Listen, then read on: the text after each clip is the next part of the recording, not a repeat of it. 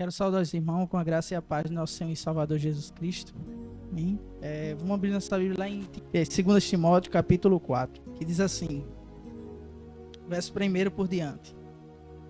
Na presença de Deus e de Cristo Jesus, que há de julgar os vivos e os mortos, por sua manifestação e por o seu reino, eu o exorto solenemente. Pregue a palavra, esteja preparado a tempo e fora de tempo. Repreenda, corrija, exorte com toda paciência e doutrina. Pois virá um tempo em que não suportarão a sã doutrina. Ao contrário, sentirão coceira nos ouvidos, juntarão mestre para si mesmo, segundo os seus próprios desejos.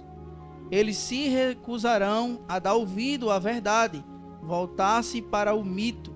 Vocês, porém, sejam moderados. Em tudo suporte o sofrimento, faça a obra de um evangelista, cumpra plenamente o seu ministério. Amém?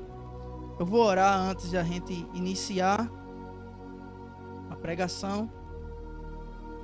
Oremos. Senhor Deus e grandioso Pai, nesse momento, ó Deus, queremos te agradecer, Deus, por estarmos aqui, Deus, reunidos para junto, ó Deus, cultuar o teu santo nome.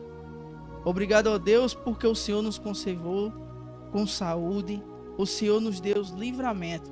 E hoje estamos aqui, Deus, Senhor, porque o Senhor nos sustentou. O Senhor até hoje, até o dia de hoje, o Senhor tem nos guardado, nos protegido, Senhor. E sabemos, ó Pai, que o Senhor irá nos guardar todos os dias até a consumação do século. Porque o Senhor, Deus, prometeu que estaria conosco. Quando a gente, ó Pai, se aproximamos cada dia mais de Ti, sabemos, ó Deus, o tamanho que nós somos. É tão pequeno, Senhor, diante de Ti, um homem falhos e pecadores, Senhor. Mas tem de misericórdia, Senhor, da nossa vida.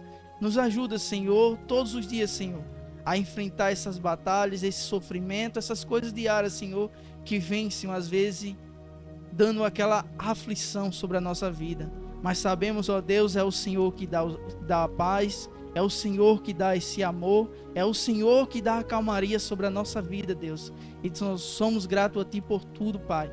Mediante, Senhor, essas palavras, que não venha ser eu falando, Senhor, mas Tu sabes de todas as coisas. E eu sei, Senhor, que o Senhor nessa semana falou comigo. E eu quero passar para a Tua igreja, Pai. Então me usa para louvor da Tua glória. Que eu diminua e que o Senhor cresça em minha vida. É assim que eu te oro. Desde já te agradeço em nome do Senhor Jesus. Amém. Amém? Podem sentar, irmão. Eu escolhi como tema dessa pregação perseverança em pregar a palavra de Deus. Como tema, perseverança em pregar a palavra de Deus. Então, essa carta, esta é a última carta de Paulo. Ela foi escrita quando o imperador Nero procurava impedir a expansão da fé cristã. Roma perseguida severamente os cristãos. Então Roma perseguia os cristãos. E Paulo era prisioneiro em Roma. Paulo exorta Timóteo a defender o evangelho e a pregar a palavra, a perseverança na tribulação e a cumprir a sua missão. Então essa carta se refere a isso, ao qual Paulo ele exorta Timóteo em defender o evangelho, em pregar a palavra. Então ele inicia falando sobre isso, que pregue a palavra, que evangelize a palavra. Mas saiba de uma coisa, persevere na tribulação, porque a tribulação faz parte do cristão. Persevere na tribulação. Então, por ter uma perseguição nessa época aqui, ao qual Paulo ele passava, e aqui ele estava preso, e isso aqui era a última carta de Paulo, ao qual ele está escrevendo a Timóteo, ele fala a respeito disso. Pregue a palavra de Deus. Pregue a palavra de Deus. Então, ele diz assim, na presença de Deus, na linguagem de hoje, olha o que vai dizer.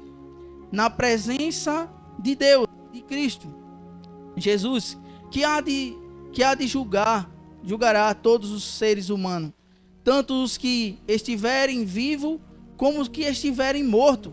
Eu ordeno uma ordenância. Eu ordeno a vocês com toda a firmeza o seguinte: por causa da vinda de Jesus Cristo e do seu reino.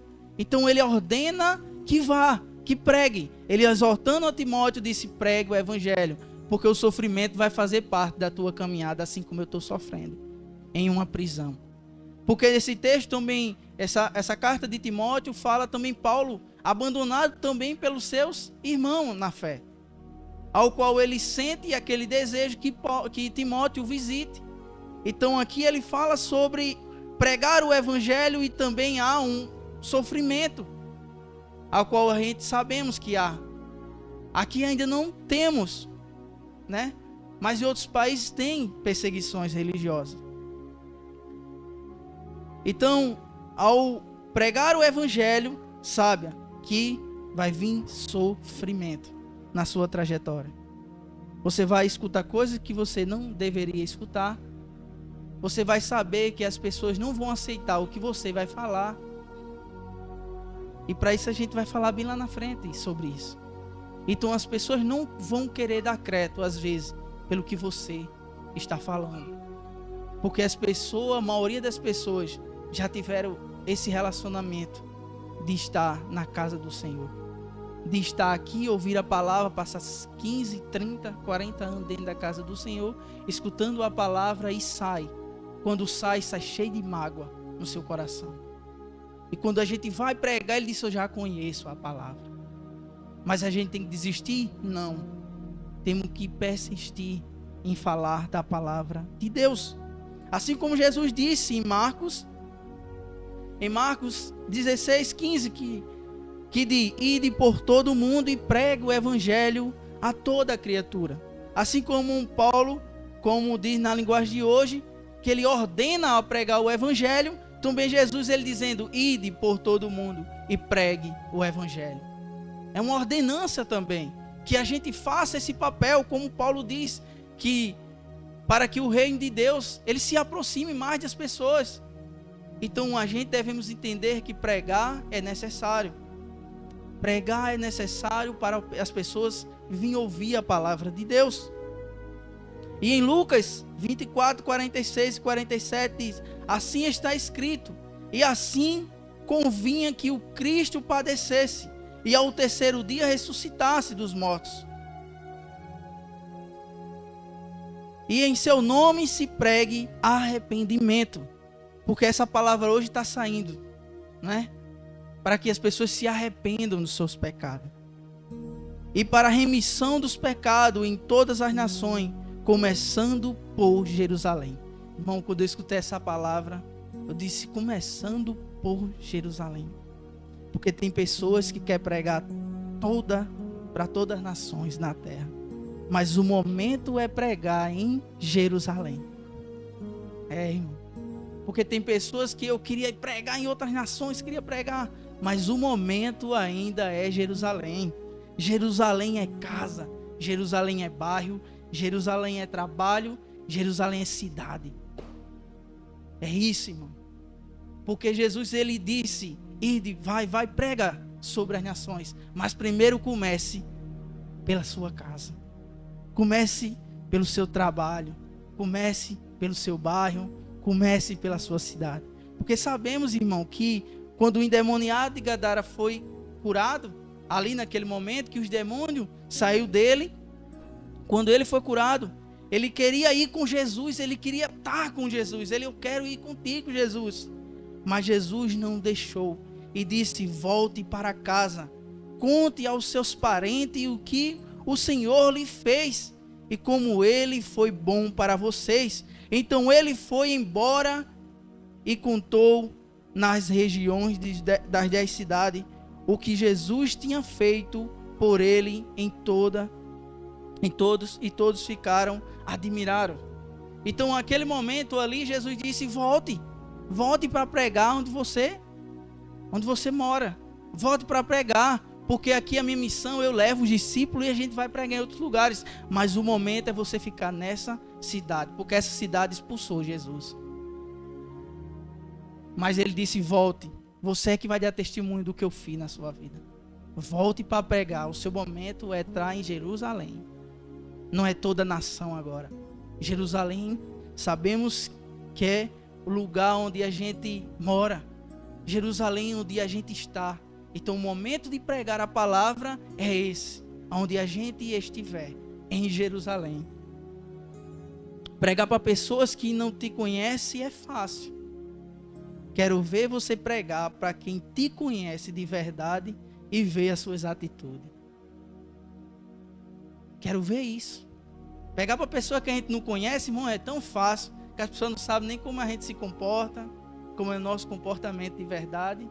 Agora quero ver pregar para pessoas que te conhecem de verdade. Por isso que Jesus disse: volta, endemoniado, volta. Você tem que voltar agora. Eu expulsei os seus demônios. Pregue lá agora na cidade. Porque as pessoas conheciam ele de uma forma, agora vão conhecer ele de outra forma. É igual a nossa vida quando a gente aceita Jesus. Por isso que o nosso testemunho de vida, às vezes não é, às vezes abrir a Bíblia e mostrar para as pessoas. Não, o nosso testemunho é as nossas atitudes lá fora que nos mostra se somos cristãos ou não. E as pessoas veem isso e olhar e dizer assim: esse sim é um verdadeiro cristão. Porque a nossa família olha para a gente e às vezes tem nós como exemplo. Quer ver uma coisa? Às vezes quando um pastor cai, o que acontece na igreja? Vira um rebuliço, todo mundo sai. Porque as pessoas veem aquela pessoa como um exemplo de vida. Então aquela pessoa ou você que está ouvindo essa mensagem, você tem que ser um exemplo de vida na sua casa, em todo lugar, para a sua família. Porque aí você vai começar a ganhar eles para Jesus. Mas tem pessoas que dizem: eu não consigo pregar para pessoas de lá de fora. Sim, mas pregue para o seu filho, para que ele se torne um homem de Deus. Pregue para o seu filho, para ele se tornar um homem de Deus. Jonathan Edwards, que a gente sabe, sempre fala sobre ele aqui, né? A gente sempre fala de algumas frases dele, pega uma frasezinha, vamos falar aqui. Mas a trajetória da mãe e o pai era orar pela vida dele. Orava pela vida dele, para ele se tornar um grande homem, um grande pregador. Se dedicaram muito à oração, ao qual ele, com 7 e 8 anos de idade, estava na igreja orando com um grupo de pessoas. Ele sentia o amor, o fogo queimava em seu peito, em ele orar a Deus. Então sabemos que, eu não consigo pregar lá fora, porque tem pessoas, irmão, tem pessoas assim, que não conseguem. A gente tem que entender isso, que tem pessoas que não conseguem. Mas seu filho, ele é o primeiro passo para você evangelizar. Ou você acha que só porque ele está vindo, ele vai ficar? Mas pregue para o seu filho, para ele se tornar um grande homem de Deus. Pregue para o seu filho. Porque lá em Provérbios capítulo 22, verso 6 diz: ensina a criança no caminho em que deve andar. Ainda quando for velho, não se desviará dele. Então, se Provérbios, que é um livro de sabedoria, diz que devemos ensinar os filhos, o que a gente deve fazer? Você está pregando para o seu filho, ensina ele. Porque quando ele for velho, ele não vai se desviar desse caminho. Ele não vai sair desse caminho. Então o primeiro passo é o que? Jerusalém. Porque não procure ainda nações pensando em pregar fora, porque aqui ainda tem um povo que precisa. Ainda tem um povo que precisa. E em Salmos 127, verso 15, Miguel falou agora há pouco, esses Salmos, mas eu quero ler o 3 e o 4, porque o 3 e o 4 diz assim, os filhos são herança do Senhor, e os frutos do ventre, uma recompensa, como a flecha na mão do arqueiro, são os filhos nascidos na juventude. Então, irmão, quando ele fala que os filhos na mão do arqueiro, ele diz que os filhos são como uma flecha do arqueiro, ou na mão do guerreiro. Irmão, vocês já pararam para pensar nesse texto? Meu irmão, eu parei essa semana e disse, meu Deus, o senhor quer falar a respeito disso? Eu não estou entendendo. Mas até entender tudo isso, eu comecei a olhar todo o texto. Eu disse, como uma flecha na mão do guerreiro. Como é que um guerreiro vai colocar uma flecha para atirar? Como é que ele faz? Ele recolhe a flecha e ele solta. Sabe o que isso quer dizer? É que o momento dos filhos ainda é recolher, para depois soltar para o mundo. Mas se você está preparando o seu filho para isso, se o momento ao qual o salmista ele fala que os filhos são como as flechas na mão do guerreiro, então ele tem que ter paciência em mirar e soltar. Mas para isso ele tem que recolher. E recolher é guardar para si e depois solta. Mas será que ele está preparado para esse mundo que está vindo aí? Irmão, tá triste. O negócio não tá fácil, não. O que eu vi mais essa semana foi uma coisa pesada, irmão. Eu estava ontem conversando com Deus, eu chorei de tristeza por conta disso. Eu disse, eu não vou deixar de falar isso não. Eu anotei, está anotado aqui. Está anotado, irmão. Eu disse, eu estou triste cada vez mais que eu vejo nessa época de São João. Os pais entendem o que eu estou lhe falando. Os pais pegam os filhos, colocam a roupa de quadrilha, coloca ele dentro da escola para ele dançar quadrilha lá dentro. Isso me bateu uma tristeza tão grande, irmão. Porque lembre-se de uma coisa, é melhor perder ponto para o mundo e ter uma recompensa de Deus na nossa vida. Irmão, se Deus, Ele quer que a gente tome uma decisão, molde a nossa vida, o que a gente tem que se adaptar ao que o mundo tem que oferecer? Não, está errado. O mundo não tem que se adaptar. Nós não temos que se adaptar a esse mundo, não. A gente somos diferentes porque Deus escolheu para ser diferente. Deus quer um povo diferente. Se for para perder ponto, perda. Perda ponto. Porque você está ganhando para Deus. Crie seu filho da maneira correta. Crie seu filho para o reino de Deus. Para ele pregar o evangelho, chegar na escola e pregar o evangelho para todos os seus alunos ali. Todos os seus amigos na escola. Ou você acha que isso é certo? Coloca a roupa e vai, tu vai ganhar ponto lá. Está errado. Mude esse seu pensamento. Porque o certo é que a gente venha fazer o que agrada a Deus e não ao homem. Por isso que isso ontem queimou em meu peito. Eu disse, eu não vou deixar de falar. Porque se Deus, eu creio que Ele falou comigo ontem, eu quero falar para a igreja hoje. Se Ele me alertou a respeito disso, é totalmente um pouco diferente do que está aqui. Mas Deus, Ele quer alertar o seu povo para não se acostumar com os padrões desse mundo. Porque lá em Romanos 12, 2, Ele fala, não viva como viva as pessoas desse mundo. Não viva. Mas deixe que Deus o transforme por meio de uma completa mudança da mente de vocês. Assim vocês conhecerão a vontade de Deus. Isso é aquilo que é bom, perfeito e agradável a Ele. Então, se você quer ser moldado por Deus, aceite que o mundo você não tem que se adaptar a ele.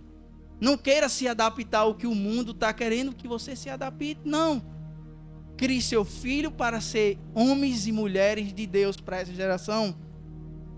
Lembre-se que o que vocês ensinam a seu filho hoje é o que ele se tornará amanhã. E depois não reclame. O que você ensina hoje ao seu filho é o que ele vai ser amanhã. E depois não reclame, irmão, porque isso eu tenho uma experiência com isso. Eu sei o que é isso que eu estou falando. Porque é fácil os pais hoje levar o filho para uma festa hoje. Pega seu filho e vai para uma festa de Santa Rita. Pega seu filho, tá bebendo, toma uma dose. Aí depois que ele muda a sua vida, aí diz assim, eu queria que Deus fizesse algo na vida do meu filho. Mas por que não pensou antes? Porque para ele se tornar algo lá na frente, você tem que ensinar agora. Porque o próprio texto já falou de provérbio. Ensina a criança no caminho que ele deve andar. Ensina ele agora, porque lá na frente ele vai ser um homem e mulher de Deus. Se hoje está difícil para pregar o evangelho, imagine daqui a 5, 10 anos. Então prepare o seu filho para ser um homem de Deus. Porque, olha o que vai dizer em Timóteo, capítulo 3. 2 Timóteo, capítulo 3, verso 1. Diz assim: saiba disto, nos últimos dias sobrevirá um tempo terrível aos homens. Serão egoístas, avarentos, presunçosos, arrogantes e blasfemos, desobedientes aos pais, ingratos, ímpios, sem amor pela família, irreconciliáveis, caluniadores, sem domínio próprio, cruel, inimigo do bem, traidores, precipitados, sobretudo mais amante dos prazeres do que amante de Deus, tendo aparência de piedade, mas segundo o seu poder, afaste desse também. Então é o que a Bíblia diz, que a gente devemos se afastar dessas pessoas. Mas lembre-se, sabendo disto nos últimos dias. Então, cada vez mais que vai se aproximando o fim, a gente sabe que vai ficar mais difícil. E essa geração que está crescendo hoje é essa, que tem que evangelizar de amanhã. Então, preparar ele hoje é bom, porque mais na frente ele vai evangelizar. Mas se ele não sentir esse desejo de evangelizar, se ele não sentir esse desejo de falar de Deus, e sim falar dos irmãos, né? Porque, irmão, vou dizer um negócio a você. Quando você quiser falar algo que já é errado, é melhor não falar na frente dos seus filhos. Porque às vezes o que ele mais aprende é falar dos outros do que falar de Deus. O que ele mais vai aprender é isso. Essa geração de hoje é que vai ser o futuro de amanhã. Mas será que eles estão preparados? Será que eles estão se preparando para pregar o evangelho? Será que os pais estão tendo cuidado em ensinar eles para pregar o evangelho? Então devemos tomar muito cuidado para que essa geração seja uma geração que evangeliza, uma geração que ama falar de Deus. Amém? No verso 3, no verso 2 ainda, diz assim: pregue a mensagem, como Paulo está dizendo, pregue a mensagem, insista em anunciá-la, seja no tempo certo ou não, procure convencer, repreenda, anime, ensine com toda a paciência. Com todo o que, irmão? Paciência, não é? Porque sabemos que falar de Jesus para outras pessoas, o que a gente deve mais ter é paciência. Falar para as pessoas ouvirem a gente, nós devemos ter paciência. Essa semana eu tive uma experiência também nesse texto. Eu e um cara conversando sobre Jesus, ele era de outra religião. Ele disse a simples coisa, ele disse: irmão, eu já conversei com tantas pessoas, mas o que eu estava esperando de você era que você se irritasse. Ele disse: eu já falei de Jesus para muitas pessoas, conversei muito sobre Jesus com outras pessoas, mas ele sempre se irritava, e era aí onde eu pegava eles, quando ele se irritava, porque eu pregava, eu falava para ele, e o amor, né? Ele dizia: mas você eu não sei, irmão. Eu tentei de tudo para você se irritar. Irmão, as pessoas fazem teste com a gente. Por isso, em pregar o evangelho, devemos ter o quê? Paciência. Tem que ter paciência. Eu não falo isso para me gloriar, não, porque toda a honra e toda a glória é para o Senhor. É para Ele. Porque Ele que nos ensina as coisas certas a fazer. Assim como eu tenho minhas falhas, todos nós temos falhas.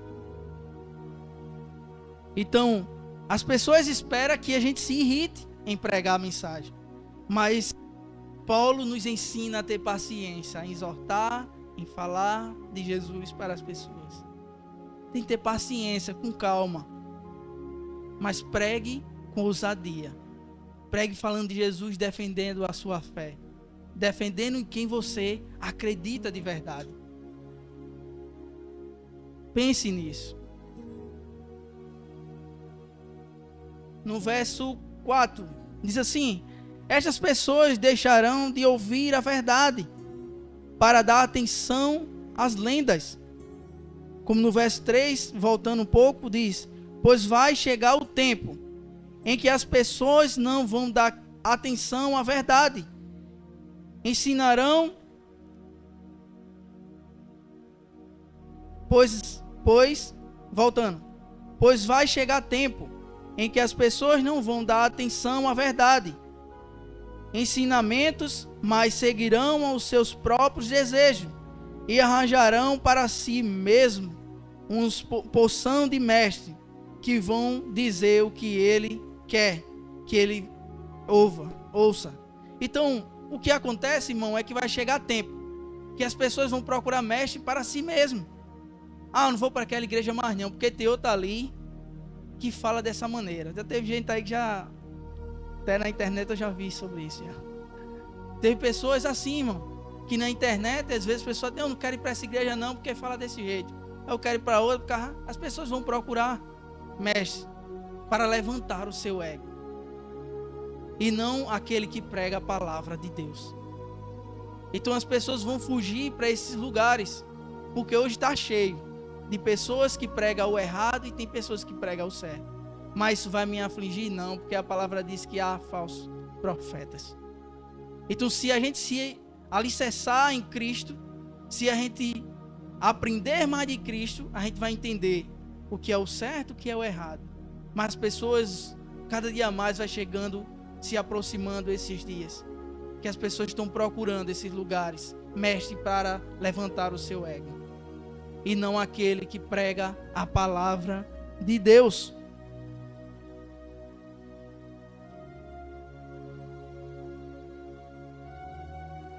Verso 5.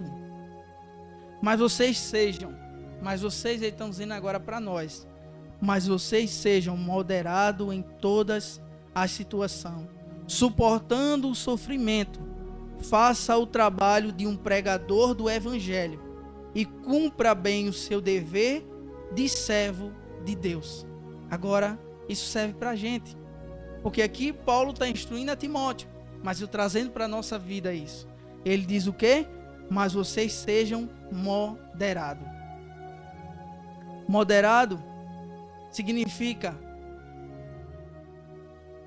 quem observa o meio termo, ou quem não é exagerado. Então, moderado é essa forma que entende o meio termo. Então ele diz agora para vocês pregar o evangelho, entenda. Vocês têm que ser o quê? Moderado. Que não exagere. Seja moderado. Ah, mas eu não sei falar palavras bonitas. Ah, eu não sei textos bonitos. Mas seja moderado. Meu termo, vou pregar aqui, falar de Jesus aqui. Vou mostrar às pessoas Jesus dessa forma. Vou mostrar Jesus como ele morreu, como ele sofreu. Por mim e por você. E mostrar ele, mostrar até para os seus filhos hoje. Porque eu acredito numa geração, irmão, mais para frente, que vai sentir esse queimor por Jesus. Eu acredito numa geração ainda dessa forma. Mas eu me preocupo com os pais que não estão ensinando dessa forma. Será que eles vão ter que ter um encontro, um toque ali de Deus, ou os pais têm que ensinar os seus filhos o caminho certo, o caminho correto? Não é, irmão?